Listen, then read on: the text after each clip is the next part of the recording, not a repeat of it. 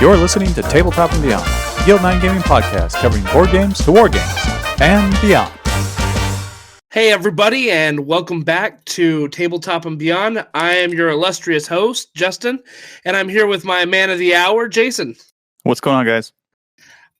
Today we got a treat for you guys. We are going to do a special Age of Sigmar episode. Our other main host, Dan, has a lot of real estate and house prep to do. He's getting ready to sell his house, so he couldn't make it tonight. So we've got two of our favorite people. One is the Lord of Blights himself, Matt. Hey, what's going on, everybody? And right from Nagash's embrace, we have Sergio. How you guys doing?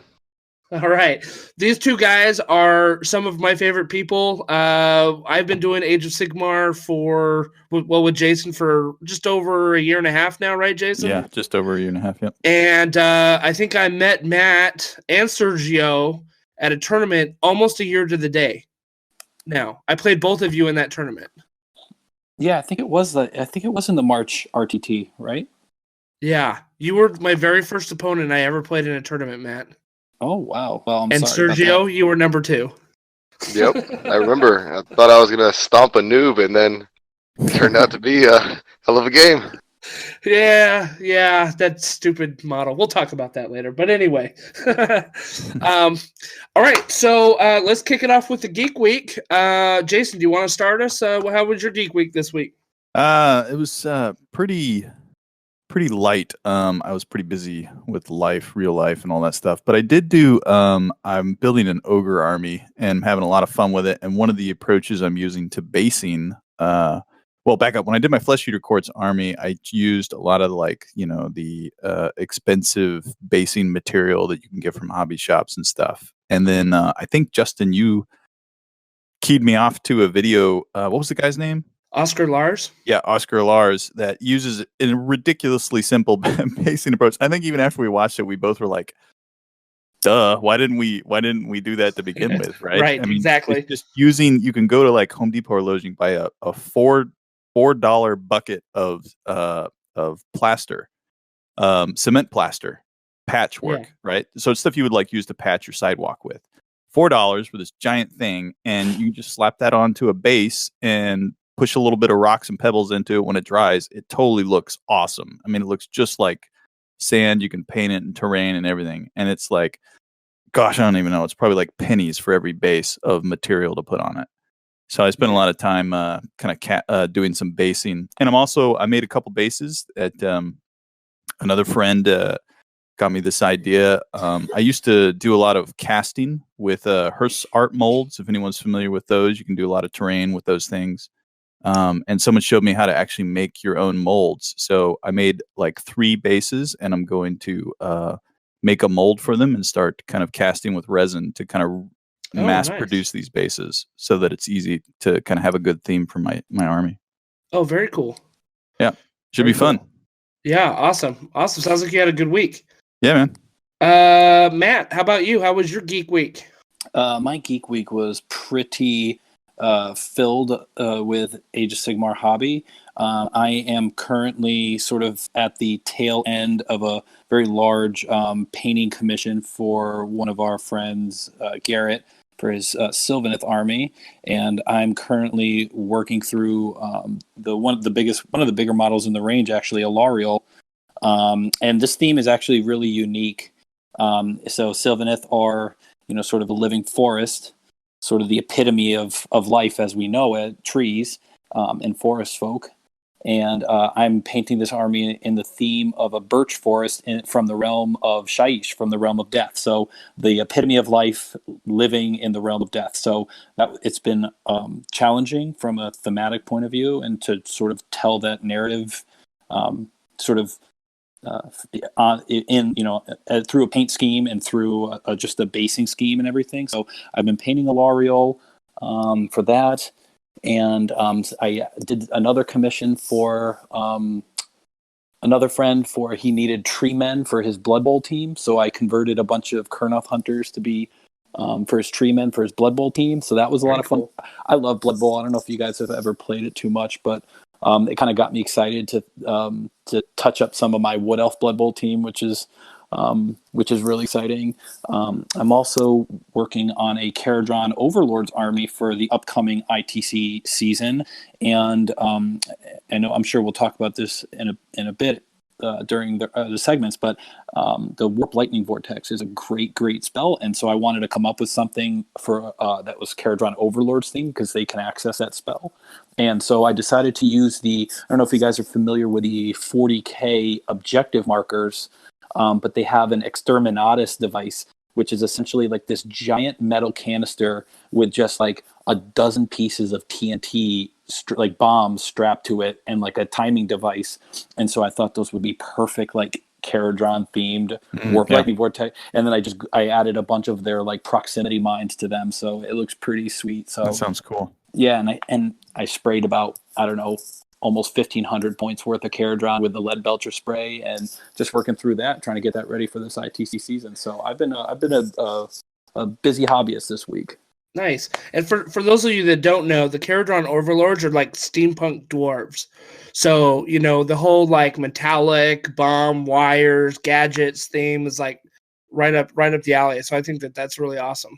It's like this really cool, like sort of in the fantasy setting, sort of a low tech, like lots of like, it's almost like, aerosol, like compressed gas powered weapons. So it's not, black powder style, like low tech.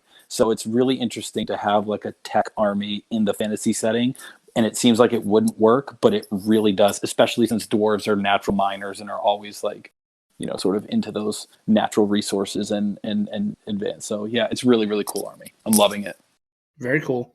All right, Sergio, you're up. How was your geek week?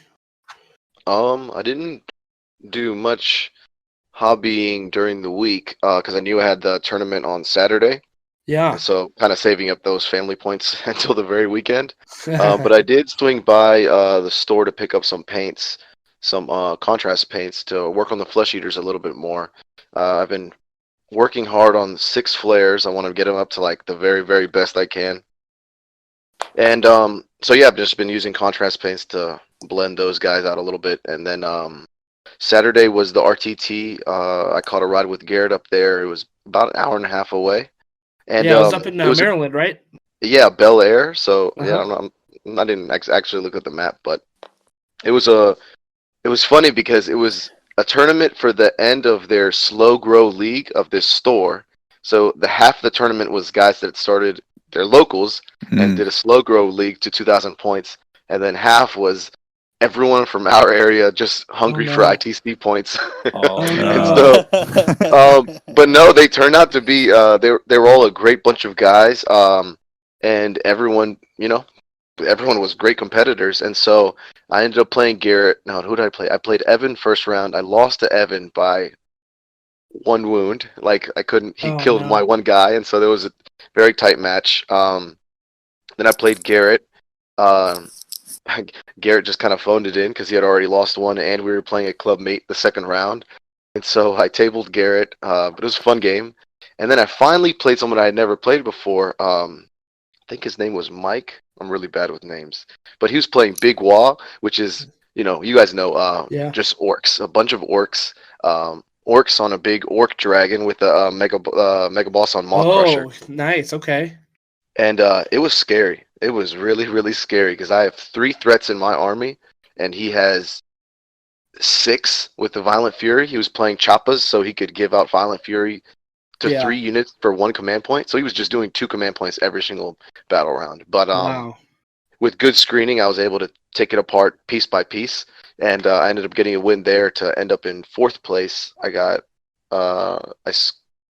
I got squeaked out of 3rd by strength of schedule. So it was a good tournament all in all. Nice. Very cool. Very good. So those of you that may not know, when Sergio talks about playing Garrett, Garrett is the creator / owner of Best Coast Pairings, which is an app that is kind of the de facto app in the ITC league, and even outside of ITC for scheduling and running tournaments and creating pairings. So it's widely used in Age of Sigmar. So it's cool to have a guy like that in the local area that can be part of the community and can play games with them. Now, Speaking to that, Jason, real quick. Sorry to cut you off, Justin. Yeah, you're fine. I just pulled up the Best Coast Pairings app, and Sergio, you're right. You played Michael Melody, and if I want, and I know that because I can go back and look at that tournament. I can look at every single pairing for all 3 rounds, and I can also view everybody's list if I was curious about the winning list or the top Nurgle list or the top Caradron list or whatever. So if I wanted to look at Michael's list, like if it's just a really, really neat way to look at tournament data if you're looking to get into or get better in going to Age of Sigmar events. So, just really quickly, what does the ITC stand for again? I have no idea. Oh, International Tournament Circuit? I think it's Independent Tournament Circuit. Gotcha, okay. Yeah, because it's really used in the U.S., right? It's not really used overseas? No, it is used overseas. So basically, it originated when 40K was, as a game, globally was sputtering. And a Frontline Gaming, which was a store / commission paint / their own they were running their own tournaments, just took it upon themselves to create their own independent tournament circuit, and that ended up going global, and so now all of 40K uses the ITC. Like, they don't listen to Games Workshop's missions or their rules packs. ITC comes up with a new rules pack every single year and new missions for 40K every single year. And so it basically saved 40K as a game and completely. And so it's embedded into 40K basically. For Age of Sigmar, it's more of a thing of just coincidence that Garrett's here and other guys picked up, and then all of us all together are using ITC. Kind of just by coincidence. The West Coast uses it because they're based out of the West Coast, so it's a lot easier to get access to it there. But yeah, and it's ITC is not the only tournament circuit in Age of Sigmar. I think like a lot of Texas uses a different one, right? Yeah, Texas has their own ranking system. The UK has their own ranking system. Australia. Yeah. So, yeah, I think we've got a couple of listeners here, mostly RPG. So, I'm not sure that we've ever explained the ITC. So, thanks for that explanation, Sergio. Yeah, it's just a ranking systems, basically, right?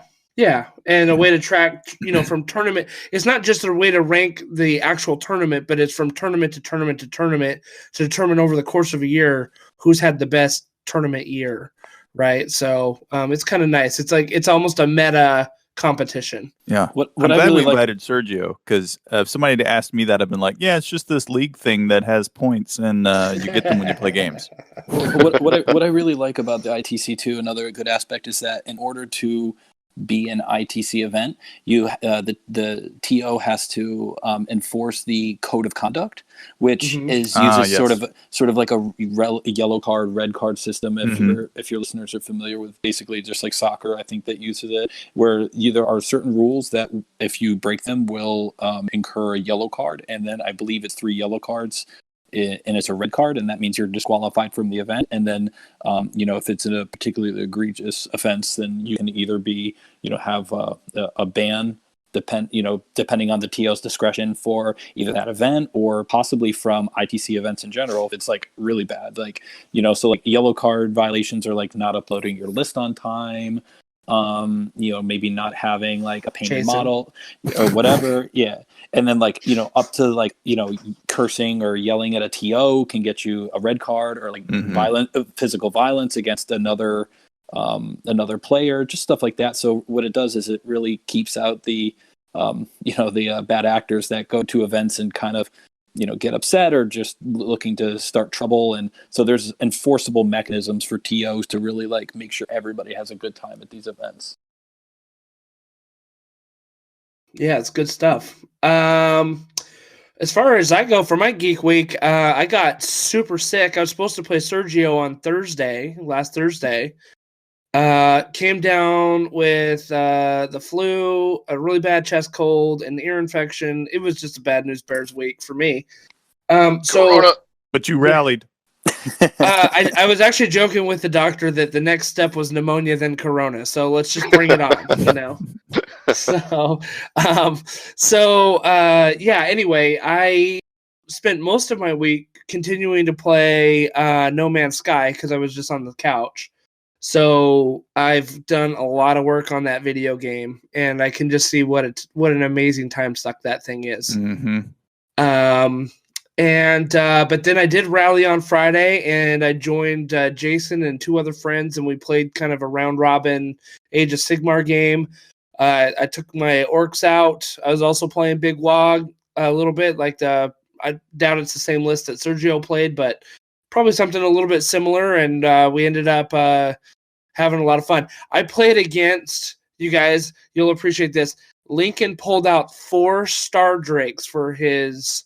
Oh my god! Yeah, 4 Star Drakes for his Stormcast Eternals army.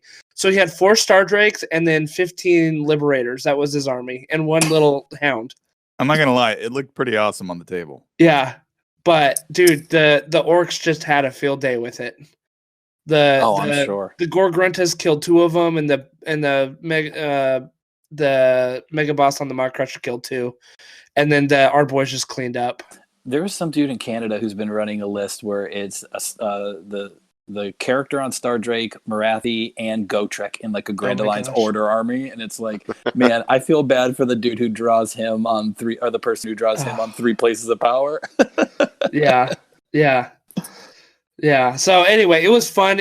We had a great time. Had amazing Mexican food that night. Oh my gosh, it was ridiculous. There's a restaurant up there you guys have got to go to. It's so good. Yep. I mean, that was basically my week. So it was a good time. But before we really get into like talking about kind of the basics of Age of Sigmar, let's hit some of our news. I pulled down a couple of headlines that caught my attention. The first one that I saw was that Labyrinth. You guys remember the good old David Bowie movie? David Bowie, Jennifer Connelly. Do you remember that, Sergio, Matt? I do not. Oh, Okay. I don't. God. Oh gosh. Oh dear. Oh. All right. Well, this is anyway, this is it was like Jim Henson. You don't remember Labyrinth? It was like Jim Henson puppets, and like David Bowie was like David the evil Bowie. guy. Anyway, I totally it's remember that movie. I totally remember that movie. Yeah, it's ridiculous. And but they've got a new role-playing game that just came out, and you can get it on Amazon. And it sounds like, I mean, it's totally marketed to like the people who like have nostalgia trips, right, for the 80s and Labyrinth and stuff like that. But I mean, it's like made for 2 to 5 people. It's got like artwork and stuff that's totally built based on the film. It looks ridiculous. You got like custom dice that comes with it. Like, yeah, really, really interesting thing. So if you're into Labyrinth, if you're into like Dark Crystal, Jim Henson stuff, you should check it out. It's on Amazon, ready to go right now. So yeah, I just Googled it. I definitely have never seen this before, but is it kid friendly? Well, you know what your next geek week. It is kid friendly, actually. It's Okay. totally weird and it's a total mind trip, but it is kid friendly. All right. That one dude that looks like the Gaunt Summoner, right? Am I thinking of that? Yes, Like- that would be David Yes. Bowie. Yeah. Oh yes. Let's see. For those of you who love Wolfenstein, Wolfenstein the board Both my game. hands are up in the air right now. Wolfenstein the board game is coming to Kickstarter. So the thing that kind of caught my eye with this one is I mean, I love Wolfenstein. Who doesn't like smashing Nazis in the face, right? Especially like, you know, nowadays or like you know, post World War II alternate universe, like mechanized Nazis. Like it's just good clean fun for all the kids. So so if you know anything about Wolfenstein, it's really not good clean fun. No, not at all. It was actually banned in Germany. Like the original one was banned in Germany, I believe. Yeah, it's pretty hardcore. But they've got like pictures of the miniatures, like these the Wolfenstein board game, and these things are gorgeous. Apparently, they hired an in-house sculptor and design artist, and they've got a whole in-house production facility for their miniatures. And one of the things that caught my eye is one of the main guy here. he said that this is the campaign and project manager. He said, we are second only to Games Workshop. In fact, we are in fact the only company apart from Games Workshop that's capable of creating miniatures for board games and war games in plastic in Europe. No one else can do this. Shots fired. Yeah, I thought that was kind of cool. Like they actually, instead of outsourcing all of their miniatures to China like everybody else does, right, for these Kickstarter things, they decided to invest in the artists, invest in the sculptors, and invest in the machinery to make it in-house. So it makes me wonder, Jason, what do you think that would increase the time to get your Kickstarter or improve it? I think absolutely, because now they're not going to have the same production scale that some of those overseas will, unless I just don't see them having the same level of production scale that they would have, and it's the issue we talked about last time where if you plan for $100,000 of revenue and you Kickstarter something and you get $1 million, you now have to produce $1 million worth of revenue of products.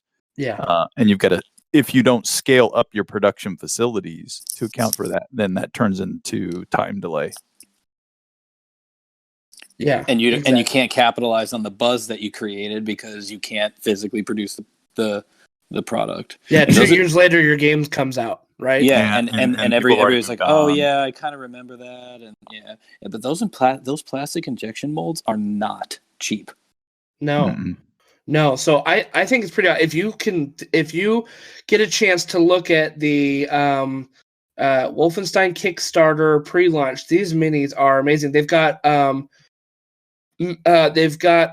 Adolf and Mecha Hitler too in there as the bad guys. I don't know why it's not funny, but it's kind of funny. Dude, it looks awesome. One dude, one of the protagonists, is literally like Spartan kicking pose. Like he was literally like set up to literally just go Spartan kick and not see in the chat. It's awesome.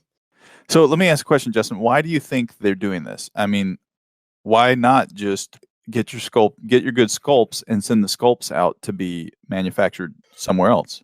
So I think there's two things to this. One, I think that they're tuned into some of the same things that we've been saying, which is when you're outsourcing a lot of your models, it's hard to scale, and quality control is not. You have zero quality control over it, right? And it takes a while. You have zero control over the process once you outsource it. And then by doing that, by setting this whole thing up, I think that this is just the first of many games that they want to do, and they're going to be able to scale up.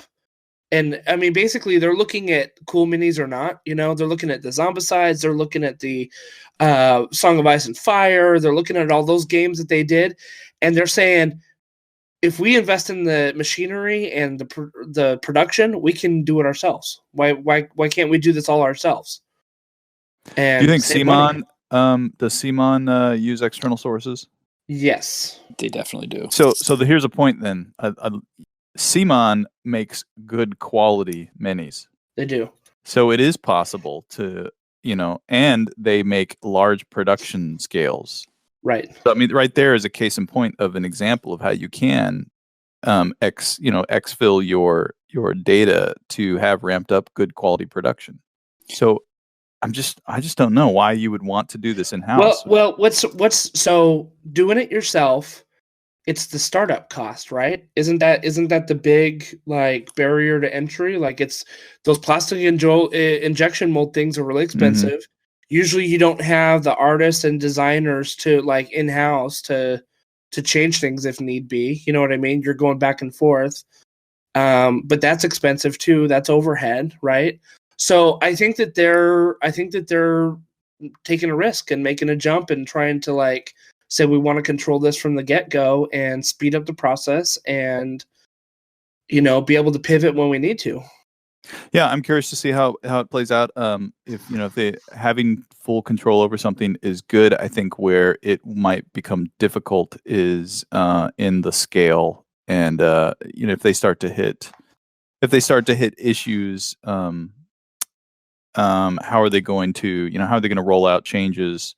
How are they going to, adjust their time scales if they're restricted to the tool sets that they have in their own house? I don't know. We'll see. It's an interesting approach. It's economies of scale is very powerful. It's an economic principle that has existed for ever, basically. And it seems like if you want to pull it in house at this stage, you're kind of fighting against that. But we'll see what happens. Yeah.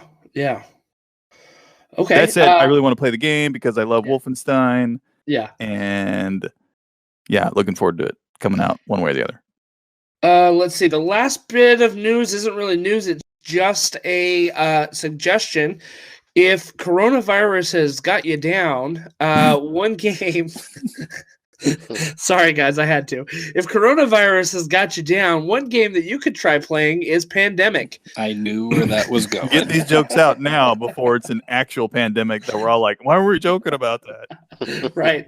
Yeah, you and several of your friends can try to contain a global virus that has started in China and spread to the rest of the world. And see how you can. Maybe you can compare yourself to the Trump administration and see how well you can or cannot contain it. So, good times all around. Not too many of your friends. Yeah, not too many of your friends. You don't want to have a large gathering.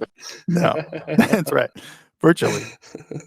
So, actually, a Pandemic has come a long way since I first played it several years ago. They've got like new seasons that almost is like a campaign style type of thing. And apparently it's gotten rave reviews on that. So, I mean, it is kind of one of those things where we're in where I guess art is imitating life a little bit, and you can kind of play a game that mimics it, I guess. My favorite version of Pandemic is the Reign of Cthulhu. I feel like that one has a really fun theme, and it goes well. I liked it way better than kind of the original skin. Is that where like there's a cult out there that's actively trying to like spread the virus or whatever? Yeah, there's a cult that's I think it's like madness instead of a virus, but yes. Oh, okay. The cult is trying to spread it, and you're constantly trying. The system is basically the same, right? It's kind of spreading, and you're trying to contain it in the different quadrants of the board. But the skin works really well. The concept of virus versus madness works very well too. So, fun version if you ever come across it. Give it a shot.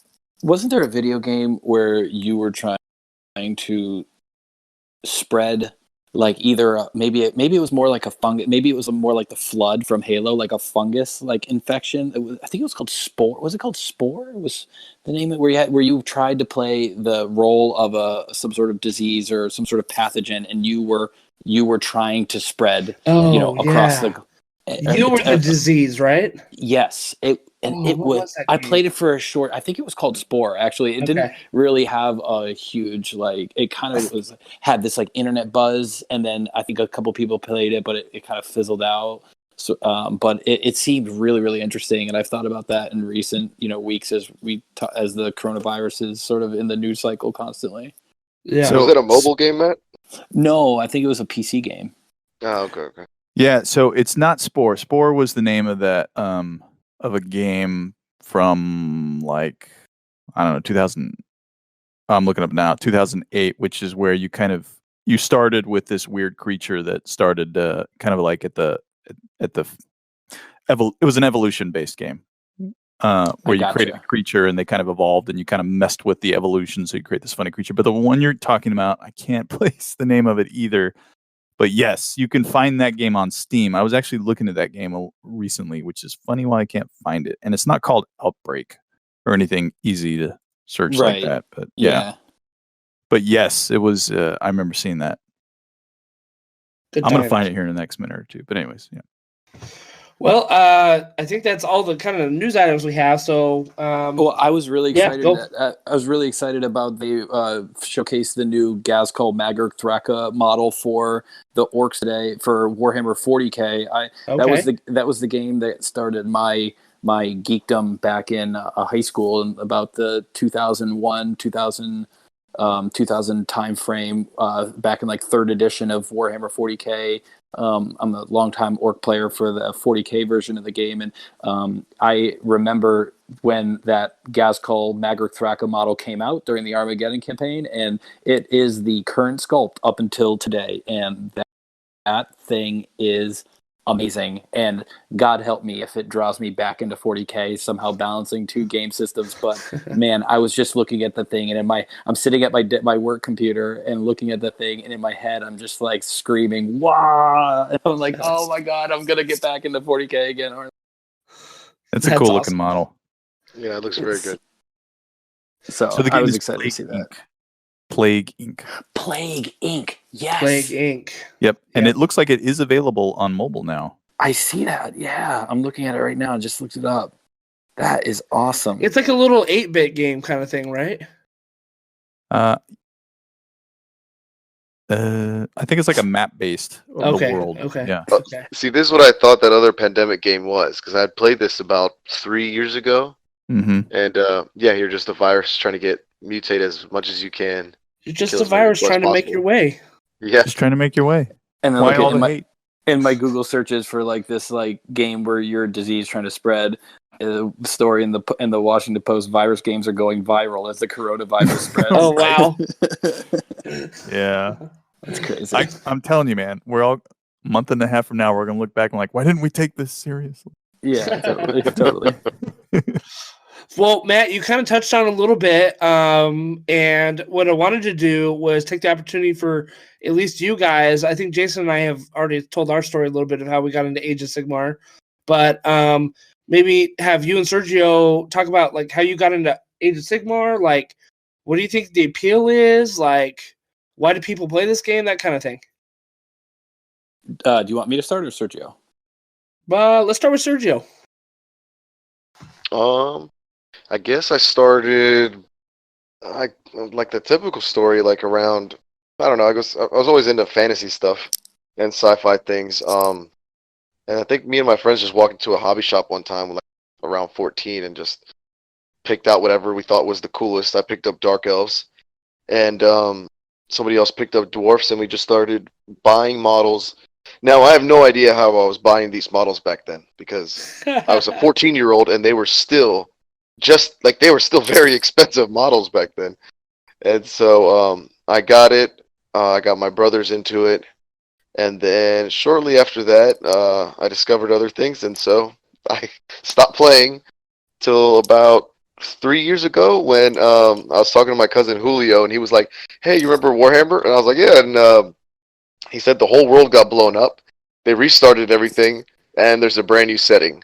And so I picked up on the lore a little bit, went in and got a box, and started. All three of me and my cousin and his brother all picked up models, and we had a little painting competition among ourselves with our very first models. And yeah, I guess I got hooked on Age of Sigmar then, because I only have the time for one video game, whatever you want to call it, at a time. And so yeah, I put down StarCraft. Right? Yeah, yeah. So I was heavy into StarCraft. I put that away. I have Monster Hunter World for PS4, and that's off and on, which when I don't have time for it from Age of Sigmar. But Age of Sigmar has been my main game for about 3 years now. I guess I would say because of the social aspect of it.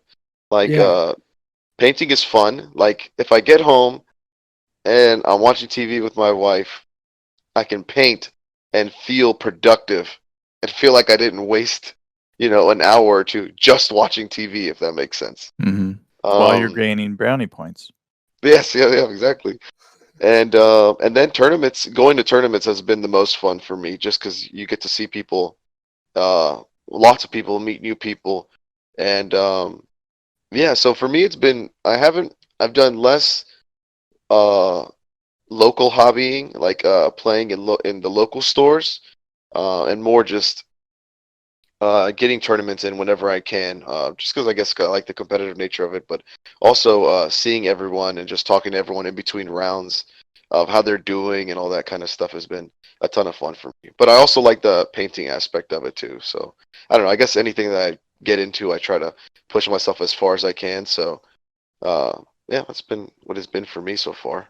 Yeah, Nice. so I played Flesh Eater Courts. That was my first army, and I remember I started getting these Facebook Messenger messages from this girl, and I'm like, "Who's this girl?" And she's like, "Hey, Jason, what do you think of this list?" And she'd give me a Flesh Eater Courts list, and I'd be like, "Oh, okay, it looks good." I'm like, "Who is this person?" Finally, I realized that Sergio uses his wife's Facebook account. And Yeah, that's who was talking to me. I am social media free, and so I have to use her Facebook Messenger account just for Age of Sigmar stuff. Yeah. Well, what's funny is I very quickly realized you sent me a list. I was like, yeah, it's a cool list, but I do this and that. And I very quickly realized that no, I should be sending him my lists, and he should be giving me advice. Because, dude, you have done really good grabbing that army and really embracing the strategies behind it. And it's been cool to watch you in out at LVO and other places. I appreciate that. Yeah, no, I mean, you were the first person I hit up because, well, you've played James before, and you've played Garrett's brother, and so everyone that I've talked to has always said that you were really good, and every game came down to the wire. And yeah, so you were the first person I went to because I got Flesh Eater Courts. The reason why I started Flesh Eater Courts, and for people who don't know the army, it's basically cannibal ghouls. It's leaning into the ghoul trope of vampires, and so everything's around a ghoul king, which is a vampire, a ghoul vampire. So they're all, hunched over and gangly like, and all of their followers are like that as well. And so I bought the army a little bit before LVO for like an entire 2,000 point army for like $200, and so I was like, I'm gonna switch, I'm gonna paint this up and start playing this right now. And so I had to like fast track my learning, so I immediately went to everyone who I knew was playing the army at a high level, and Jason was the first person I hit up to try and get insight on how to run this army. Yeah, well, you're doing a good job. Keep going with it, man. I appreciate it. One of my favorite things was Jason hit me up and was like, so I just want to make sure Sergio uses his wife's account, right? It was pretty funny. Pretty funny. Yeah, see, it's weird because I'm a weird guy on Facebook. Like, I don't accept friend requests unless I like absolutely know who you are. Yep. And so, yeah, anyways, it was a fun experience. Yeah. All right, Matt, what about you? What got you into you talked about being into, 40K a little bit when you were younger. Yeah, so I when I was in freshman in high school back in the God, I'm gonna age myself here, but back in the very late '90s and the early 2000s, I befriended a group of guys that were into video games, and one of them sort of introduced me to Warhammer 40K at the time, and I just thought it was the coolest thing. It was so foreign to me. I had never been exposed to D&D or miniatures at all, and I really loved it. I jumped in with feet first and just never looked back, and had a lot of fun with 40K. Played a lot of 3rd edition, a lot of 4th edition, and right around when 5th edition 40K came around is when I kind of went to college and sort of maybe like a lot of gamers sort of lost touch with the hobby for quite a while. Put all my stuff in in the attic, and then as I emerged from and then as a sort of a 20-something with getting to know jobs and starting a family and everything, I kind of picked it up again. And 40K really wasn't 40K really wasn't for me at the time. It was like right when the transition to 8th edition, which is a huge change in how the core rule set works. So I'd always been interested in sort of Warhammer fantasy battles, and so I figured this would be a good time to jump in because in my opinion, the models on the fantasy side, the Age of Sigmar range of Games Workshop are just fantastic. And, something in me wanted to play chainmail, swords, and magic, and less like guns and plasma and stuff like that. It's sci-fi. So I definitely jumped into Age of Sigmar, and I'm a professional arborist, so I definitely, like a naturalist, and so I definitely gravitated towards the Nurgle range because it definitely had a very sort of gardeny, horticultural feel to it, which really just drew me in. So, and I definitely leaned into that for my sort of army theming and paint style. So, I've been doing Age of Sigmar since right before the General's Handbook came out. So what is that, like now 3 going on 4 years now? And for the last 2 years, I'd say I've been really enjoying competitive play. Kind of like Sergio said, just going to events is great. You start seeing the same people over and, just over and over again at these events, and really just having a sense of camaraderie and a sense of community. And you start to realize what this hobby is really about, which is the people that play it.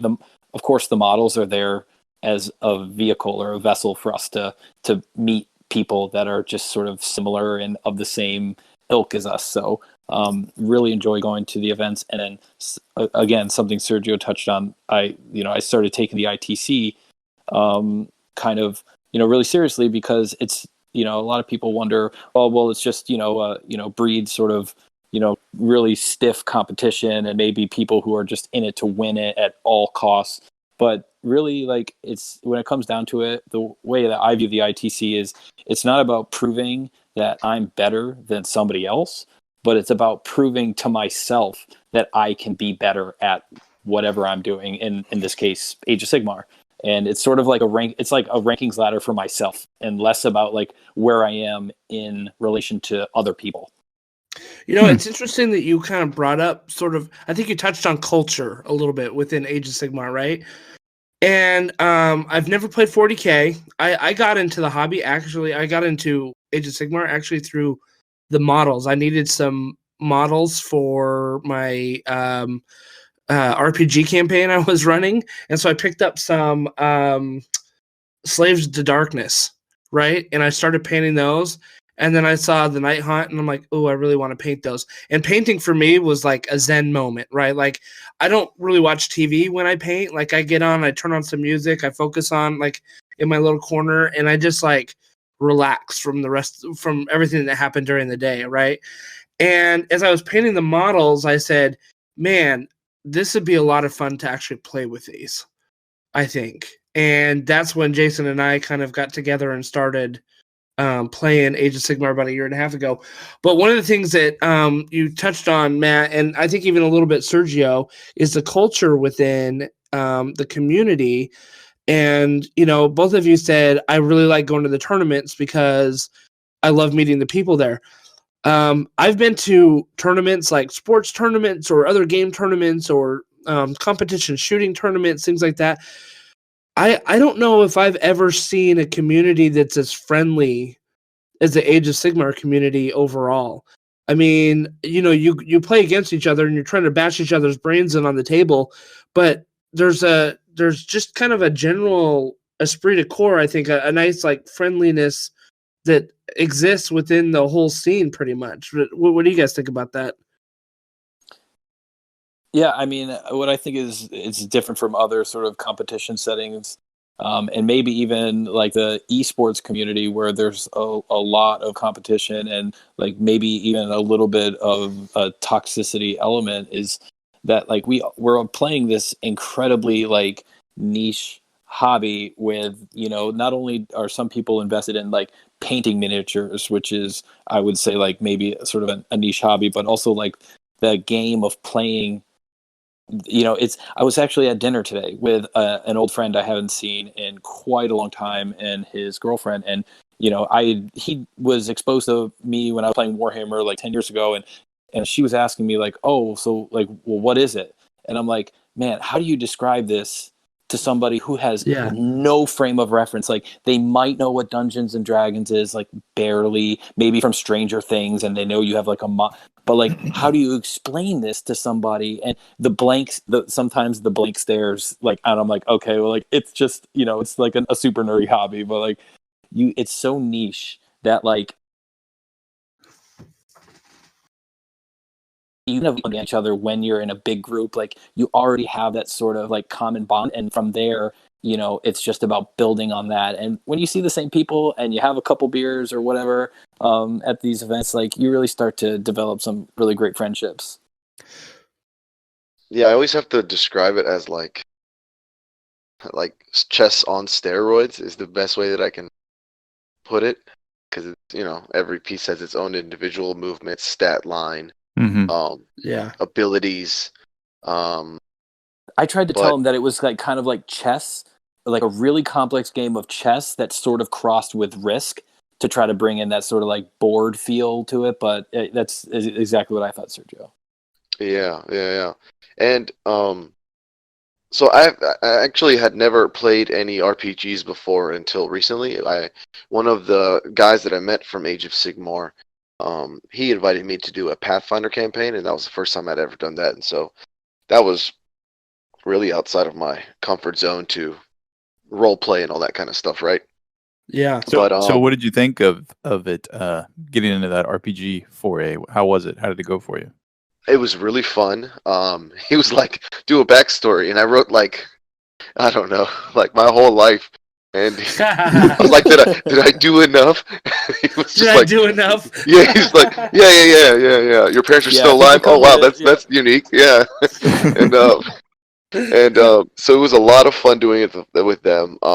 And we used miniatures, but I actually liked it more for the role playing and less for the what do they call like it? The mechanics of fighting. The mechanic. I didn't like the combat mechanics very much, and trying to min max and all that stuff. Because I was like, all right, I can either choose to be a good role player, or I could choose to be, I'm garbage at combat, or I don't know. It was weird, but I guess I started this tangent because in one of the local groups, there was a guy named Brian who was doing narrative campaigns, or narrative events as well, and so he brought a lot of the role-playing elements into very cool. one's day's worth of AOS gaming.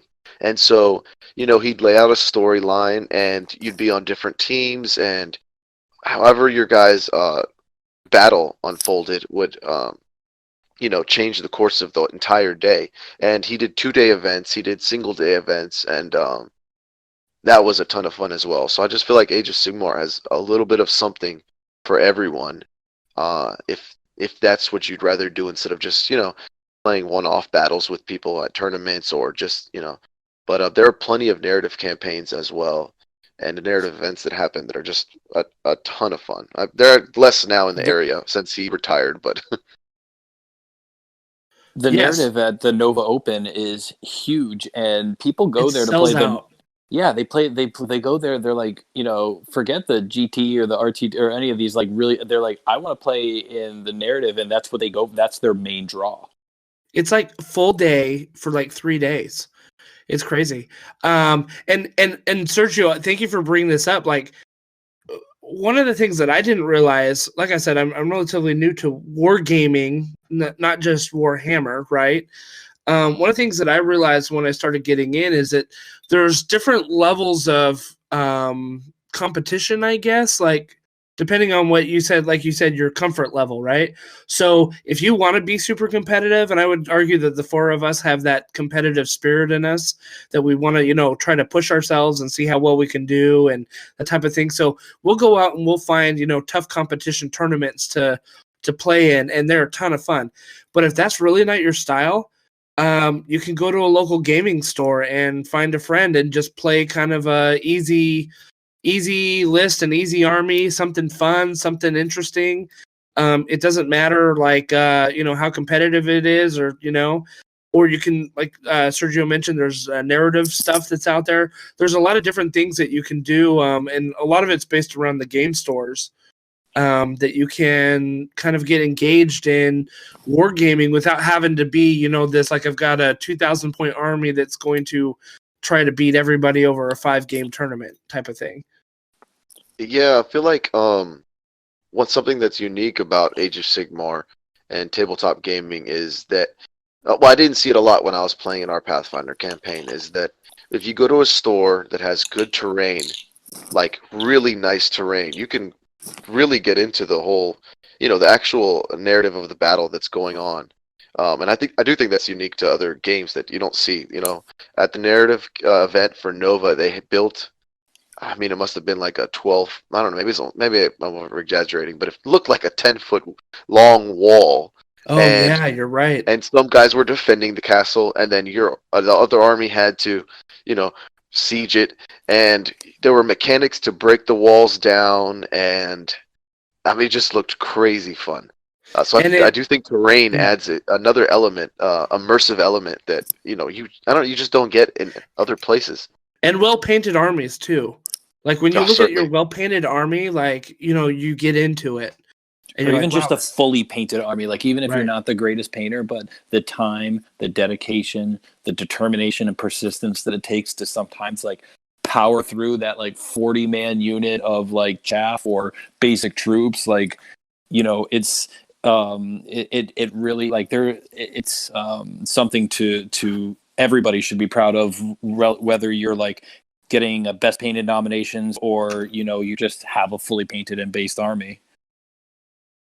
So if I were a brand new player and I asked you over dinner, we're having dinner with friends type of thing, and I was like, oh cool, this Warhammer thing, chess on steroids, that sounds like it might be fun. Where would you guys tell me to start? How should I get started?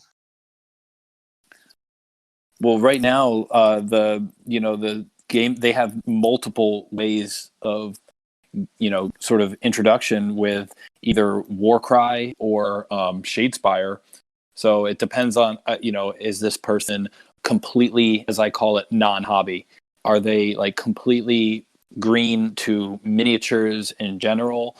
Or do they have some experience with some other miniatures or some other sort of hobby aspects, RPG or kind of nerd stuff, right? So like, but so it really depends there. But Shadespire, having really cool, interesting miniatures, you only need a handful of them, so it's really, you don't want to scare them off, right? Like the movie Swingers, like you're just a big and these big fangs and these big claws, and you don't want to scare them off. So Shadespire is a great way to get into it. Or and if they're a board gamer, the hex system is going to be sort of familiar to them, so that might be great. And then also Warcry. I haven't really played any Warcry, but I've heard great things about its mechanics, which maybe seems a little bit more of a graduated level from Shadespire in terms of like less card, simple sort of basic principles to more like more probabilistic, more dice rolls, more sort of complex mechanics. Yeah, I was gonna suggest the same thing.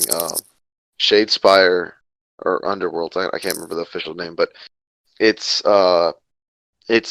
feel like that'd be somebody that had been playing Magic the Gathering.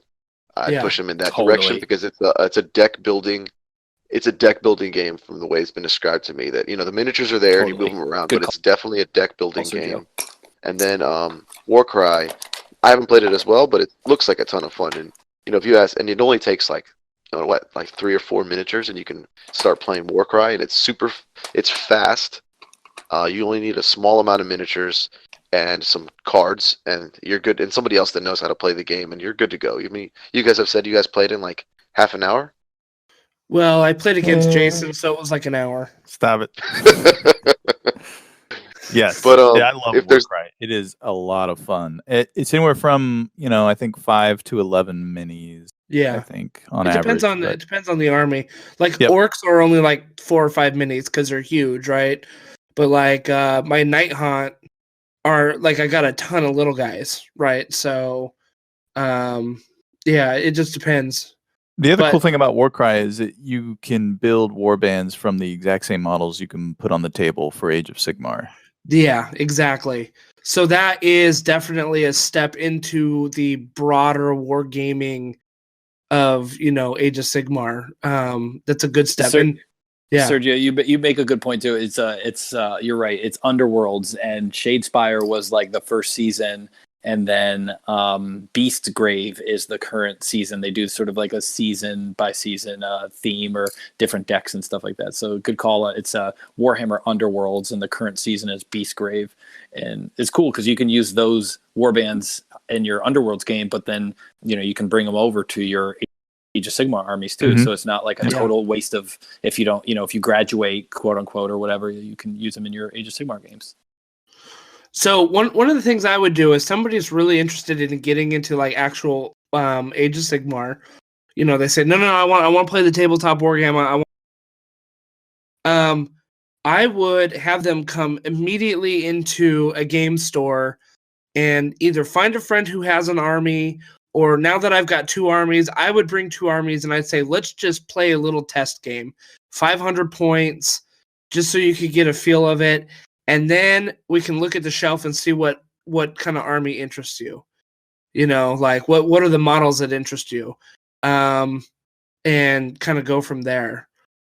Because I feel like hands-on is always sort of the best way to go to explain how this works and what we're doing. And if you can walk someone through that has like, even a 500 point game played on like a 2x2 square or something like that, where you've got 3 or 4 models and you're kind of doing that kind of stuff. I think that's an easy beginning. I've done intro games before too, and you could definitely stick around the 500 point mark, but I try not to even like bring in the more really the advanced rules. And again, it really depends on the person's experience. But like, if you're talking about like, even if you have 500 points, sometimes the rules can be pretty complex. So like, maybe some basic command abilities or some basic magic, but but some of the more advanced rules can even, again, just kind of scare off a new person into thinking that it's something that they're either not into, or my wife has told me that this game can be kind of intimidating to somebody who doesn't really kind of can't visualize it, and they so it's just about knowing your audience when you're running an intro game like that, for sure. Jason go ahead, Jason.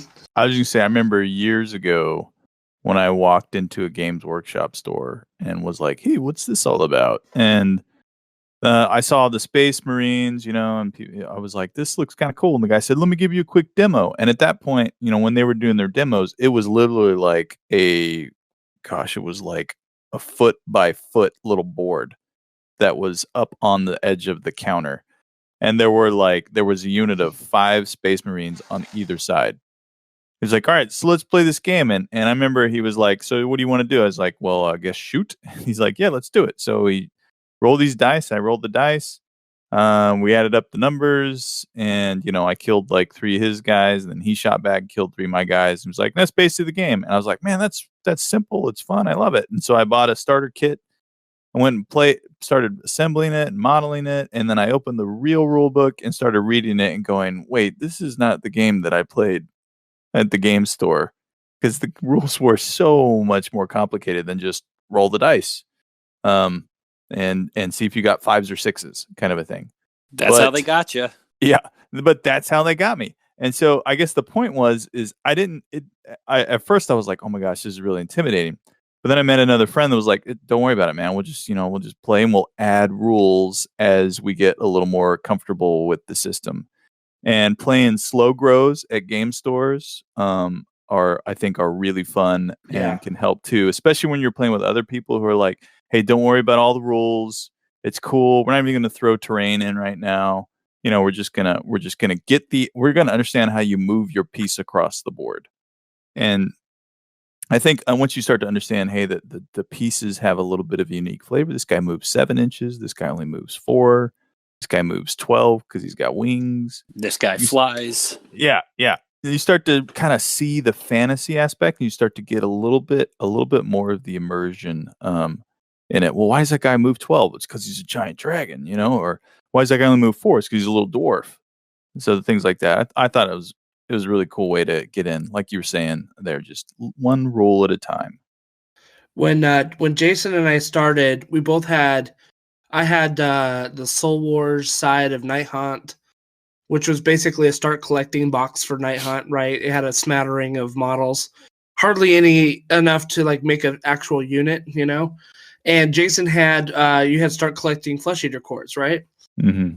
So we're talking that the 2 boxes probably added up somewhere between 750 and 1,000 points, maybe. Yeah. Maybe, How long did our first game take? Oh, it was like 4.5 hours. 4.5 hours. They're like, all right, it's your turn. Okay, I'm gonna move. Yeah. Yeah, how do we move? What's this guy do again? Oh wait, no. I forgot that rule. Can I move him back? And I mean, that sounds like me at tournaments today. Oh yeah, dude, we were muddling through it. It was really funny. And it took us like 2 or 3 games before we're like, okay, all right, we got the feel of it, right? And then we joined the slow grow campaign. And then that's when I started learning, like, I need to memorize my rules for my army. And once I started memorizing the rules, that's when things really started clicking. The advanced stuff started clicking. So and Sergio, feel free to jump in here, because I think you'll agree with me. What I'm going to say is like even when me and you are playing as, I would say like advanced players, where we're going to tournaments and we're in the ITC and we're having success relative to our goals, and me and you both being top tier players in the ITC, like I have no problems playing a person who is new to the hobby, or maybe new to the scale we're used to, the 2,000 points scale, and saying like, hey, I you don't have to bring your like tournament crushing list every time. You can just be like, yeah, I don't mind taking it easy, and just let's like go through a bigger game, or if just however. And it's just having that conversation with your opponent, like, hey, I'm somewhat new to this size, or new to this game, or I'm coming over from 40K, and just having that conversation and having setting expectations before the game. Yeah, I completely agree that that's what makes it a little more unique, is that it's a social game, right? Like you have to stand across from who you're playing for an hour or so, and you have to make sure they have a good time and you have a good time as well. And so you set expectations for the game. If they're a new player, you grant take backs and all kinds. You do whatever you want to. You know what I mean? Like there's no being stiff about it or anything like that. And you can have a ton of fun that way. At this last RTT, I'd probably say my funnest game was my last game, and it was a guy that had been it was Mike Melody, who had finished off the slow grow campaign, and he was just full of energy and laughing the whole time, and sicing up every dice roll, and so the energy is contagious, and so I just had a great time playing with him. And I mean, he was a really good player, nonetheless. But yeah, it's just the social aspect of the game is what's great about it. You have to interact with your opponent. Yes. And I think that this is why I have started taking to wargaming more than I thought I would. There's the competition. So I'm a competitive person by nature. I like to compete. And so this does scratch an itch that I generally have. But also I like other people. I like hanging out with people. And, while you're doing an RPG, it's fun and everything. And usually it's, the DM is kind of walking you guys through a scenario. So he's acting, right? And then you guys get to the scene, and then you need to act together. You need to role play whatever's going on. But usually it's still one at a time. And I mean, it's still a lot of give and take that you have to do with your other players. But I don't know. It's a little bit different when you're sitting across from someone, in a competitive game or even a friendly game, and you're having a good time, and you're going to go get a drink afterwards together and laugh about the game and talk about all the stuff that you forgot to do, and how your opponent completely trounced you, and laugh about it. And that's Justin, really unique. That brings up a good point, and Sergio touched on this too, which I completely agree with. Where you have an obligation as an opponent to provide a positive play experience for the other person, whether you are getting completely smashed or you are doing the smashing.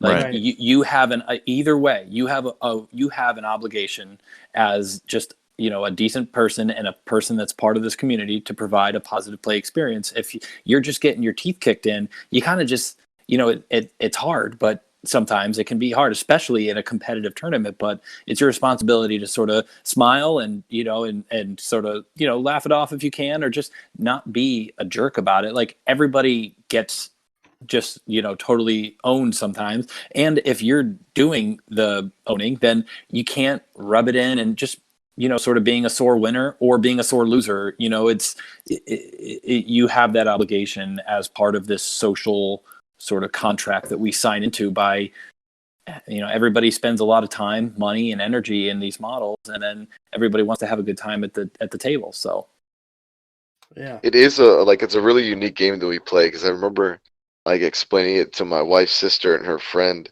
and they saw me when I got the starter set, and I painted through 40 ghouls. I painted 40 ghouls, and I was really proud of myself. And they're like, "Okay, cool, you finished these 40 models. Now what?" And I was like, "All right, well, I have to paint the heroes, and I got to paint the elite units." They're like, "Okay, so after you're done painting, then you can play the game?"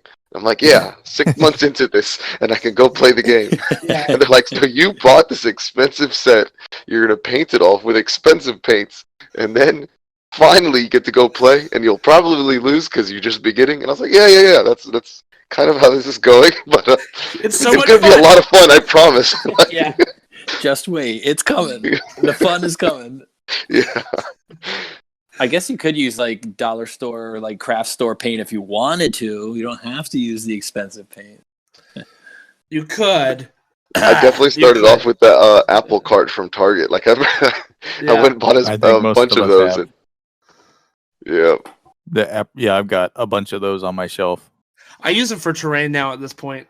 Oh, totally. And display boards and stuff. Yeah. Totally. Yeah, so they don't go to waste. But that's something that's a real quick. I'm sorry. I hope I'm not just hogging. But I did a really well, I wouldn't even say really, because some display boards that people bring are just absolutely insane. But this is definitely Explain what a display board is, Matt. Okay, good point, Sergio. So a display board is something. It's like a diorama that you build that sort of tells the story that your miniatures are trying to explain, but the surrounding scenery. So, for example, if we're playing Sylvaneth, the living forest army, the living trees, you might make sort of a forested diorama on maybe a 2x2 or a 1x2 sort of board, so you can tell the story of your army in a little bit more detail than just the basis of the models.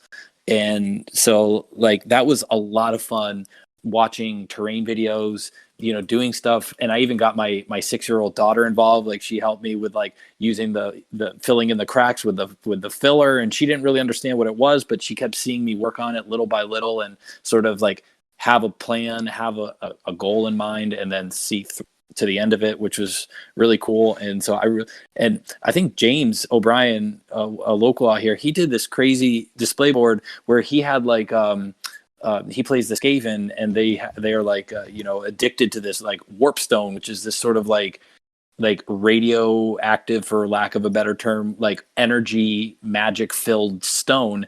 And it's sort of in the lore, it's vibrant green. And so he had this a margarita mix in his display, this margarita that you could that was in part of his display board that you could take a drink from, but it was this liquefied lake of warp stone. It was so cool. I have a really, really neat idea. Like I said, I'm not trying to hog it all, but I came up with this really neat thing I'm gonna pull off, I hope so, for this season.